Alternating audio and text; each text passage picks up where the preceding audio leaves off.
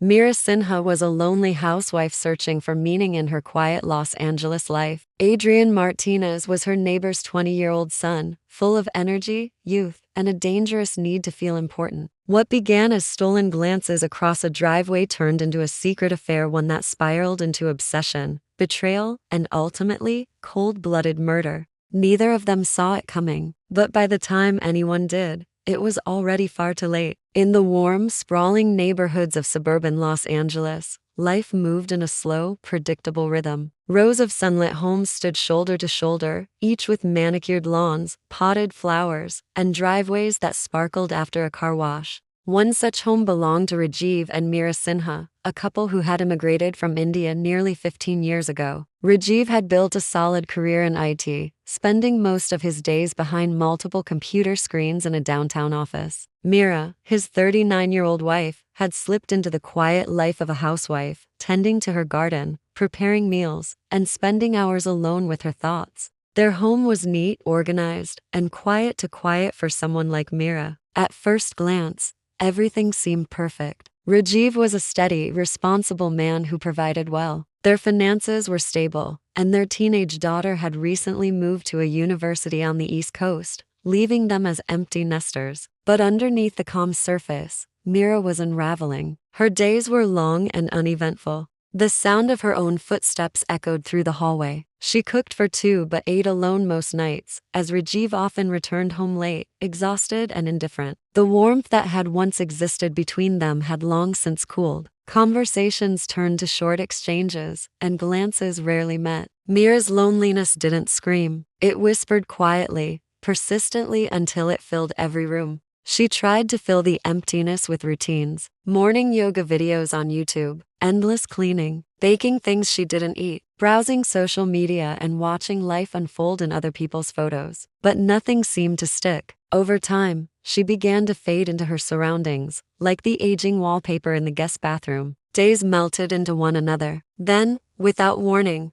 something changed. Next door lived the Martinez family. They had been neighbors for over a decade, friendly, but not close. The couple had 3 children, all grown now. The youngest, Adrian Martinez, had just turned 20. He was a college student, home for the summer, full of energy and charm. Mira had seen him around for years but barely noticed. But now, with her daughter gone and Rajiv distant, her attention drifted in unexpected directions. Adrian had grown taller, broader, his boyish face sharpening into something more confident. He jogged every morning, shirt clinging to his skin, music in his ears, and Mira started watching from the window, drawn to the vitality she no longer felt in her own life. Their first real interaction was as innocent as any could be. Adrian's mother had sent over a tray of tamales after a neighborhood barbecue, and he came to collect the dish days later. Mira opened the door, her hair tied loosely, face without makeup, dressed casually in a kurti. Adrian smiled politely, made a brief joke, and walked away. Yet something lingered after he left. Mira stood by the door for several minutes, replaying the smile in her mind.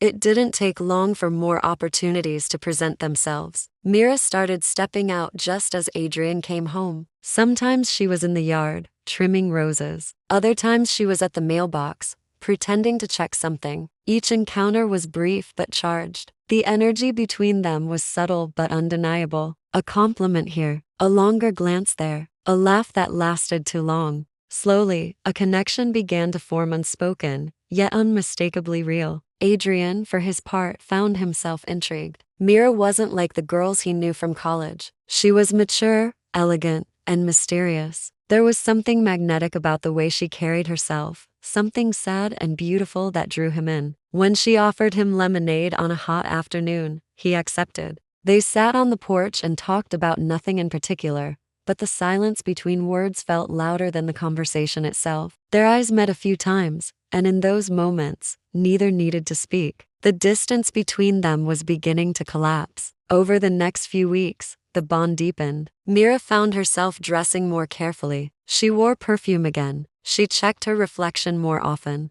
Adrian started staying home more than usual, making excuses to be near the house. They began exchanging messages on social media, innocent at first, then laced with affection. One afternoon, when the neighborhood seemed unusually still and Rajiv was away on a work trip, Adrian stepped inside her house for the first time. The tension that had been building for weeks finally broke. What started as a whisper of curiosity exploded into something physical and reckless. The affair began in secret, hidden behind locked doors and shuttered windows. They were careful at first, cautious of being seen. But over time, as the thrill intensified, their guard lowered. Mira felt alive again, like someone had turned on the lights in a dark room. Adrian, intoxicated by the forbidden nature of it all, believed he had found something real. They created a world of their own, carved out of stolen hours and breathless moments, blind to the risks that trailed behind them. But the world outside didn't stop watching. In neighborhoods like theirs,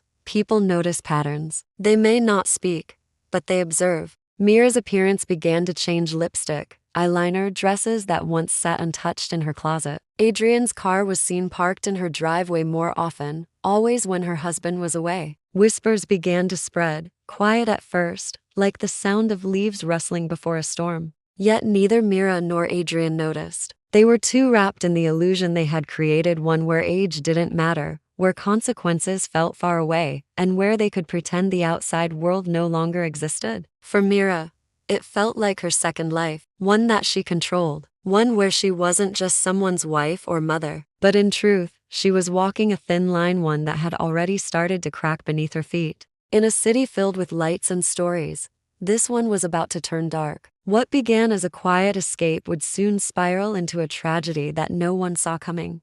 The affair had been going on for weeks, maybe months, before anyone said anything out loud. Yet, the signs were all there for those who paid attention. Mira's schedule became irregular. She no longer attended the neighborhood prayer meetings or joined the weekly grocery runs with the Indian women on the block. Her windows, once always open to let in sunlight, were now kept closed during the day. Curtains drawn, blinds tilted just enough to hide movement inside. She had become a ghost in her own home, but a ghost who was living a new life in secret. Adrian had changed too. His friends noticed he rarely replied to texts. He stopped attending group hangouts and skipped college orientation events. He was always home but never visible. When his parents left for work, his car often reappeared in the driveway minutes later. One of his college friends, suspicious and annoyed at being ignored, followed him one morning and watched from a distance as Adrian slipped through Mira's side door. That same friend would later be the one to share the first whispers. Rumors moved fast in the digital age. A blurry photo was taken, showing Adrian's car parked outside Mira's house at odd hours. It appeared in a group chat and then on a neighborhood watch group.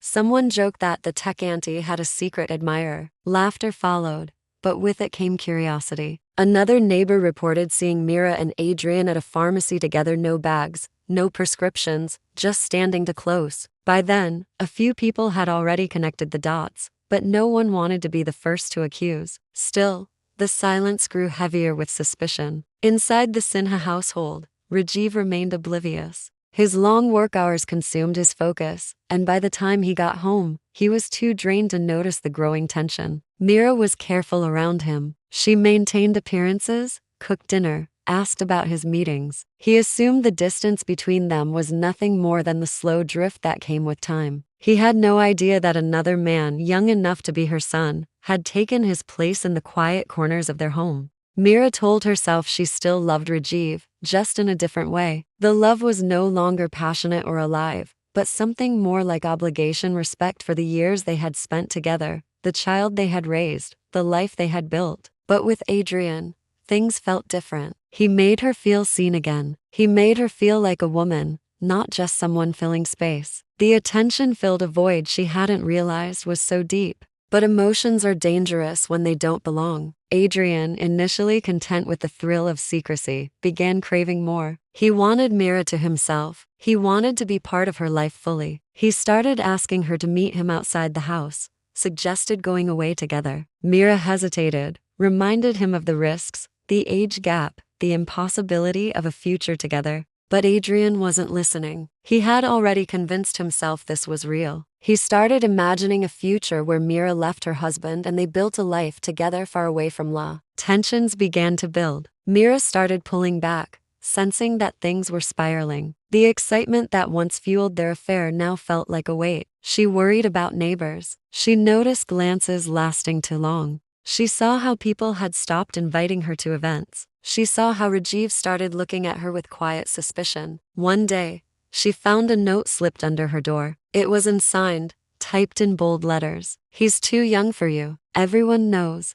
That note changed everything. Mira panicked. She deleted every message from Adrian. She told him they had to stop seeing each other. Adrian didn't take it well. He sent dozens of texts, pleading, then accusing, then begging again. He called late at night, his voice strained with emotion. Mira stopped answering. She blocked his number. She began locking every door, checking the windows, avoiding the backyard, but none of it gave her peace. Adrian didn't stop. He began watching the house from his bedroom window. He started following her when she went to the market. He sent letters instead of texts, some romantic, some full of anger. In one letter, he accused her of using him. In another, he said he loved her and would wait forever. Mira felt trapped, cornered by a relationship that had gone far beyond what she could control. Meanwhile, Rajiv found something he wasn't supposed to see. He opened the family laptop one night and discovered an old email still logged in. Attached to it were saved images, selfies of Mira and Adrian taken in her kitchen. The background was unmistakable. The timestamp confirmed everything. Rajiv stared at the screen, emotionless, for almost an hour before closing it. He didn't confront Mira right away. Instead, he began watching quietly, as if he needed to confirm what he already knew. At work, Rajiv began asking colleagues about legal separation. He searched online for signs of infidelity and what it meant in divorce cases. He withdrew further into himself, treating Mira like a roommate. She sensed the shift, but didn't know what he had seen. She assumed it was just the fallout of the affair catching up to her. The walls in the house grew thicker. Rooms once shared became isolated spaces of tension and coldness. Adrian, still unaware that Rajiv knew the truth, began acting more erratically. He drove past the Sinha home several times a day. Neighbors started noticing and reported it to Adrian's parents, who sat him down and demanded answers. He denied everything, but his behavior betrayed the truth. His father threatened to send him back to college early. His mother pleaded with him to focus on his future, but Adrian had already decided that nothing mattered without Mira. It was around this time that Adrian began writing in a journal, pages filled with unfiltered thoughts, fantasies, and rage. He wrote about how Mira had promised things she never delivered. He described dreams where they ran away together. And then, darker entries appeared, ones where he imagined hurting the people who stood between them. The journal was hidden under his bed, unread by anyone. Its words would only be discovered after it was too late. The fragile structure of their secret was crumbling. Too many eyes had seen too much. Too many emotions had spiraled beyond reason. What had started as an escape for Mira and a fantasy for Adrian was turning into a ticking clock. And none of them, Rajiv, Mira, or Adrian, knew how close they were to the moment everything would explode. The silence in the Sinha home had become unbearable. Each room felt colder than the last, filled with the tension of unspoken truths. Rajiv no longer asked Mira about her day. He no longer looked her in the eye. They passed each other like strangers, sharing meals without conversation and sleeping in separate rooms. Mira tried to maintain a semblance of normalcy, but her world was slowly collapsing. Every time the doorbell rang or a phone buzzed, her heart raced with panic. She knew the consequences of what she had done were finally catching up to her. Adrian, in contrast, was spinning deeper into obsession. After Mira blocked his number, he started creating new accounts, sending her emails under fake names. Some messages were desperate apologies. Others were filled with anger and resentment. He wrote long letters, slid them under her front door late at night, and waited in his car for hours outside the house, hoping for a glimpse of her through the window. What had once been a thrilling secret now felt like an uncontrollable storm. His parents noticed his behavior. Adrian became unpredictable.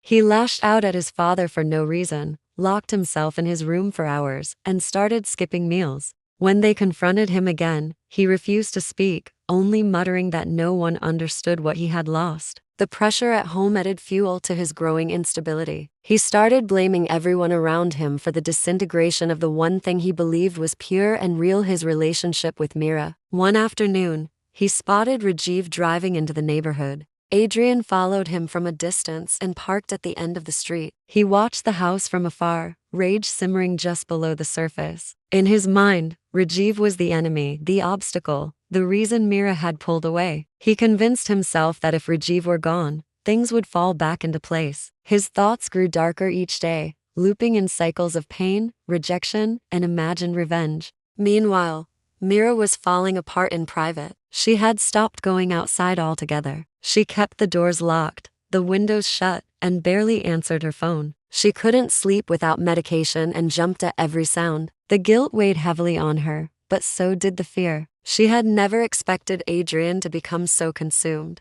What started as an affair had mutated into something dangerous, something she couldn't escape. She considered telling Rajiv the whole truth, apologizing, and begging him to help her fix things, but the distance between them now felt impossible to cross. Rajiv, for his part, was no longer shocked. He had processed the betrayal and stored it away like a file in a locked cabinet. His pain had hardened into bitterness. He believed Mira had shamed him, humiliated him in the eyes of neighbors and friends. He couldn't sleep. He lost weight. At work, he stared blankly at screens, pretending to concentrate while his mind remained fixed on the humiliation he felt every time he looked at her. But he didn't explode. He didn't scream. Instead, he quietly began planning to leave. He contacted a lawyer. He began moving personal items into his car trunk at night, unnoticed. He removed his name from utility bills and opened a separate bank account. He planned to move out without warning, leaving Mira to face the fallout alone. But before he could act, events began to spiral beyond anyone's control.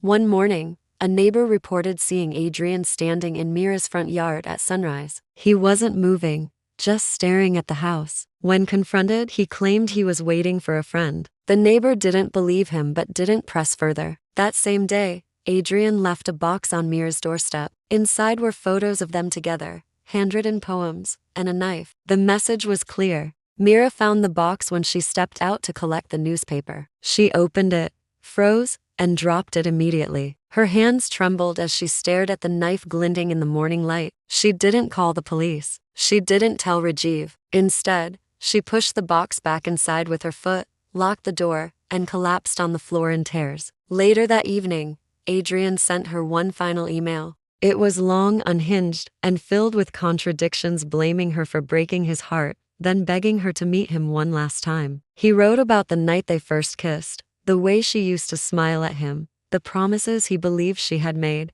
At the end of the message, he included a line that chilled her to the bone: "If I can't have you, no one can." Mira knew she had to act. She decided to tell Rajiv everything, not just the affair, but the letters, the threats, the obsession. She waited until dinner, unsure if he would even listen. When she finally gathered the courage to speak, Rajiv cut her off. He said he already knew everything and didn't care anymore. He told her she had made her choices, and now she could live with them. Then he stood up, took his plate, and walked away. That night, Mira sat in her dark living room, alone, phone in hand, debating whether to call the police. But fear and shame held her back. She didn't want the scandal. She didn't want her family in India to find out. She didn't want her daughter to hear about it from someone else. So she stayed silent. Across the street, Adrian sat in his car, engine off, staring at the Sinha home. In his lap was the same knife from the box. On his passenger seat was a framed photo of Mira taken from her social media profile. He had made his decision. The world in his mind had turned against him. No one understood his love. No one would ever let them be together. By then,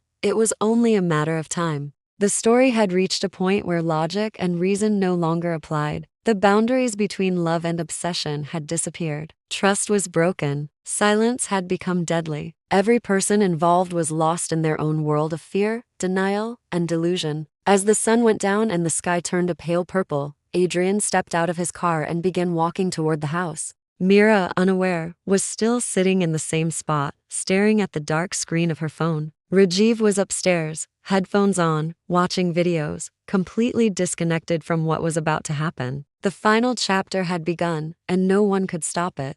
The sky was gray that Sunday morning, with clouds stretched thin across the Los Angeles horizon. A soft wind moved through the trees, brushing gently against rooftops and rustling leaves across the sidewalks. The neighborhood was unusually quiet. Lawnmowers were silent. Children stayed indoors. It was the kind of morning that felt like a pause, a breath before something was about to go wrong. Inside the Sinha household, Mira moved slowly through the kitchen. She hadn't slept. Her hands trembled as she poured herself a cup of tea she wouldn't drink. Every sound made her flinch: the creak of the floorboards, the ticking of the clock, the hum of the refrigerator. It had been days since she last spoke to Adrian, but his silence was more terrifying than his words. She knew he was still watching. She could feel it. She hadn't told Rajiv about the knife or the box. After their brief conversation the night before, she felt a final wall had come up between them. He wanted nothing to do with her or her mistakes. He had turned cold, detached, moving around the house like a tenant waiting for the lease to end. Mira felt more alone than ever. Her mind was clouded with fear, shame, and the overwhelming sense that something was closing in on her.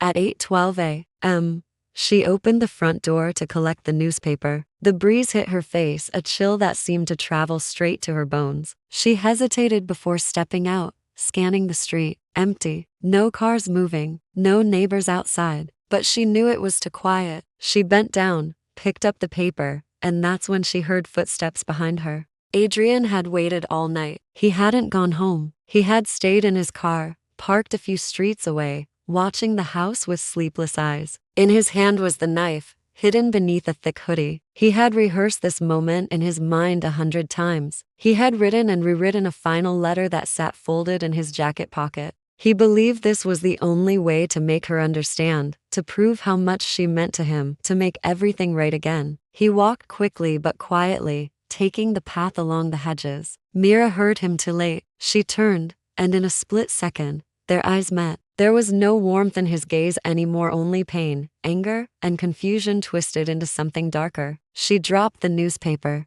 Her mouth opened, but no sound came out. Adrian didn't speak. He raised the knife and lunged forward. She stumbled back, tried to slam the door, but he reached her before she could. The struggle was brief, violent, and silent except for the scuffle of feet and the sharp sound of a body hitting the ground. A neighbor across the street, watering his plants, saw the flash of movement. He couldn't believe what he was witnessing. It took him a few seconds to understand that Mira was on the ground and someone was standing over her. The man dropped his hose and ran inside to call 911. By the time the sirens pierced the morning air, Adrian was gone. He had run, disappearing between houses, blood on his hands, the knife tossed into a storm drain. Mira lay in the driveway, motionless, her white shawl soaked in red. Rajiv, still upstairs, heard the shouting and the sound of emergency vehicles before he realized something was wrong. When he stepped outside and saw the scene, he froze in place. Paramedics surrounded his wife, working frantically. He couldn't move. Mira was rushed to the hospital. The neighbors stood in clusters, shocked and speechless.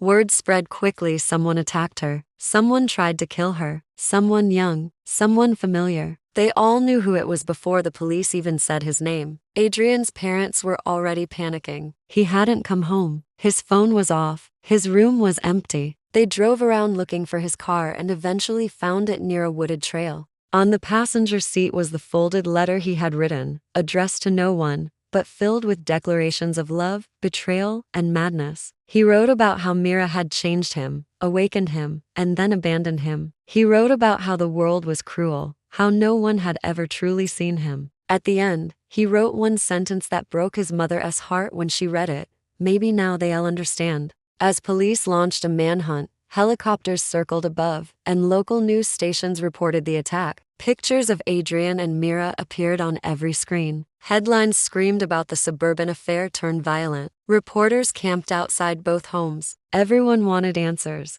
but the people involved had none to give. Mira was pronounced dead a few hours after arrival. The wounds were too deep. The bleeding had been too severe. Doctors tried, but she never regained consciousness. Her heart stopped at 11:43 a.m. Rajiv was there, standing beside her bed, still in shock. He didn't cry. He didn't speak. He just stared at her face, pale and lifeless, wondering how everything had come to this. Adrian's body was found 2 days later. A hiker spotted something in the ravine near the trail. Police confirmed it was suicide. The fall had been fatal. His family was devastated, unable to reconcile the boy they knew with the one who had committed such a brutal act. His journal, discovered later, was filled with pages of thoughts that swung between love and hatred, joy and despair. He had lost control long before anyone noticed. The investigation concluded quickly. The motive was clear. The evidence was overwhelming. There was no one left to prosecute. The case was closed, but the questions remained. Could it have been prevented? Could someone have intervened? Had the signs been missed, or simply ignored? Rajiv, now alone, remained in the house for only a few weeks after Mira's death. He couldn't stay. The memories haunted every room. The whispers of neighbors followed him wherever he went. He packed a single suitcase and moved out quietly, leaving the keys with the realtor. The house stayed on the market for months, its dark history hard to forget. In the end, it became just another tragic story, one that people whispered about at gatherings, one that true crime forums dissected in great detail. But for those who had lived it, it was more than a story. It was a chain of small decisions, hidden feelings, missed warnings, and silent screams that no one heard until it was far too late. What began as a secret between two people ended in blood, headlines, and funerals. No one won. No one walked away untouched. A family was destroyed. A neighborhood changed forever. And the echo of that morning still lingers in the silence.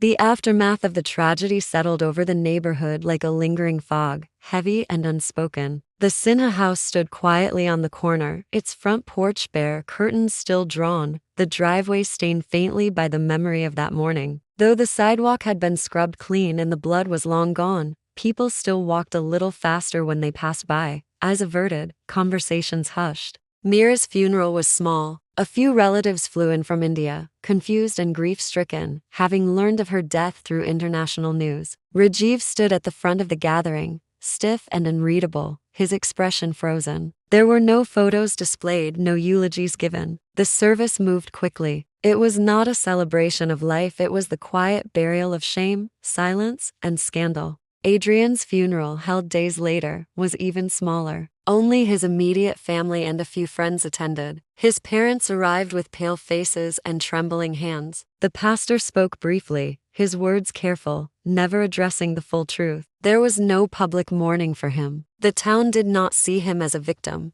His face, once part of a proud graduation announcement on the community board, had become the image of madness, obsession, and violence. His name was now spoken only in whispers. In the weeks that followed, news vans disappeared, headlines shifted, and social media turned to other stories. But for those who had been close to the events, time did not move so easily. Rajiv tried to return to normalcy, but everything reminded him of Mira. The hallway where she once waited for him at the door. The kitchen where they had shared breakfast in another lifetime. Even the smell of her old perfume still clung faintly to the curtains. He packed her clothes into boxes one evening without ceremony. No one helped him. He never cried. He eventually quit his job, unable to concentrate, unable to pretend that nothing had happened. He told people he was taking time off, maybe traveling, but he had no real plan. He sold the house quietly through a private agent. The new owners were a young couple from another city, unaware of the story the walls held. They painted over everything and replaced the floors, but some stains never leave. The neighborhood itself changed. People who had once gathered for block parties and community festivals stopped showing up. The friendly small talk turned shallow. No one wanted to revisit the past, but no one could truly forget it either. The story had touched them all, neighbors who had suspected but said nothing, friends who had seen the signs but stayed silent, parents who warned their children to stay away from secrets that seemed harmless. The Martinez family moved away 6 months later. The house was left empty for a long time. Adrian's room remained untouched until the very end. His mother had tried to go through his belongings but broke down halfway. She couldn't bring herself to read the journal again. She had once believed her son would grow into a kind man, someone who might change the world. Instead, she now carried a guilt she could never name, the question that haunted every parent. What had she missed? The police file remained closed. The details were clear, the timeline complete. Adrian's obsession, Mira's fear, Rajiv's silence, it all led to one conclusion. But even with the case closed, the story was far from over. It spread online, discussed in forums, featured in documentaries. True crime enthusiasts dissected the timeline, speculated about motives, debated who was to blame. Some accused Mira of leading Adrian on, others blamed Rajiv for emotional neglect. A few saw Adrian as a troubled youth whose warning signs were ignored until it was too late. No theory captured the full truth. It was a story without heroes, just flawed people, wrong choices, and consequences too big to undo. Years passed. Rajiv resurfaced in another city, living quietly under a different routine. He never remarried. He rarely spoke of the past. When people asked about his wife, he would only say that she had passed away. He didn't explain how. He didn't talk about the scandal that had once defined his name. He had erased that chapter, at least publicly. But at night, he still remembered the sound of sirens, the sight of Mira lying in the driveway, the blank look in Adrian's eyes the last time he saw him. Those images never left. Adrian's parents divorced a year after the incident. The weight of what had happened was too much for their marriage. They tried therapy. They tried pretending. Nothing worked. His father moved to another state. His mother stayed behind but rarely left the house. She stopped answering calls from old friends and disconnected from social media. Her world shrank to four walls and fading memories of the son she once knew. Mira's family back in India struggled to understand what had really happened. The official reports were vague. The details came through rumors, online articles, and late-night phone calls. Her parents refused to believe the affair. Her siblings said little. Her daughter, now in college, never returned to law. She deleted her social media, changed her phone number, and quietly grieved in isolation. Eventually, the Sinha house faded from memory for most outsiders. New families moved in. Children played on the sidewalks again. Time did what it always does, it buried the past under layers of new beginnings. But beneath the surface, in the hearts of those who lived it, the story stayed alive. It remained in the journal entries left behind, in the blood that once soaked a concrete driveway, in the silence of a marriage that had decayed before anyone noticed, in the love that had turned to obsession, in the warnings ignored, and in the final moments when no one could stop what was already set in motion. In the end, it was not just a story about an affair. It was about loneliness, about choices made behind closed doors,